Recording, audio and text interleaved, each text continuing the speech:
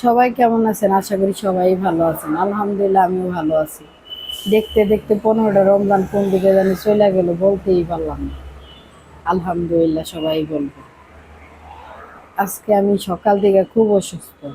সকাল থেকে না, ভোর রাত্রের থেকে সেহরি খাওয়ার পর থেকে আমি খুব অসুস্থ। অনেকেই জানেন যে আমার মাইগ্রেনের সমস্যা, আমার মাথা ব্যথা। তো ভোর রাত্রের থেকে আমার মাথা ব্যথাটা প্রচুর পরিমাণে ব্যথা করতেছে।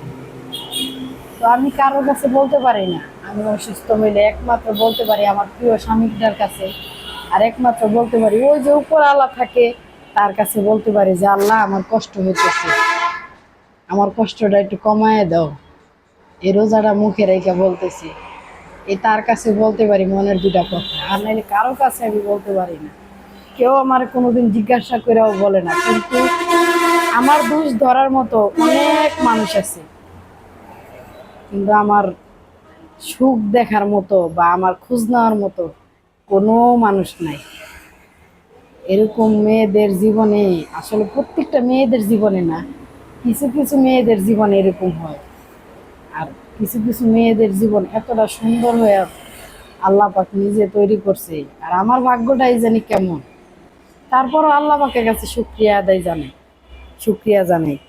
কারণ আমি গরিব মায়ের গরিব সন্তান হইলে কি হয়েছে, আল্লাহ পাক যে আমার মানুষ করে তৈরি করছে এটাই আলহামদুলিল্লাহ। তবে এই রমজানে আমার মা আমার বাবা খুব অসুস্থ। আমি যাইতে পারতেছি না তার কাছে, তাদেরকে দেখতে পারতেছি না। কারণ দেখতে পারতেছি না, আমার স্বামী রোজা রাখে, 30টা রোজাই রাখে আলহামদুলিল্লাহ, আমিও রাখি। কিন্তু সে বাহিরের খাবার খাইতে পারে না, সেহেরিতে হোটেলে রান্না বাড়া কিছু খাইতে পারে না, ইফতারি বাহিরে করতে পারে না। তার কারণে তাহারে ফালায় আমি উঠিয়া যাইতে পারতেছি না। যদি রমজানের বাহিরে হইতো, রমজান ছাড়া হইতো, তাহলে আমি আমার বাবা মারা যায় একবার হলো দেখে আসতাম।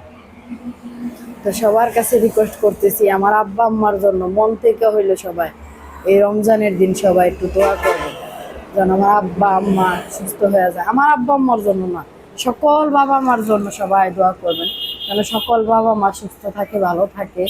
আর কিছু কিছু বাবা মা আছে, বাবা মা নামে কলঙ্ক, তাদের কথা নাই বললাম আমি রোজারাই। তো সবাই ভালো থাকবেন, সুস্থ থাকবেন।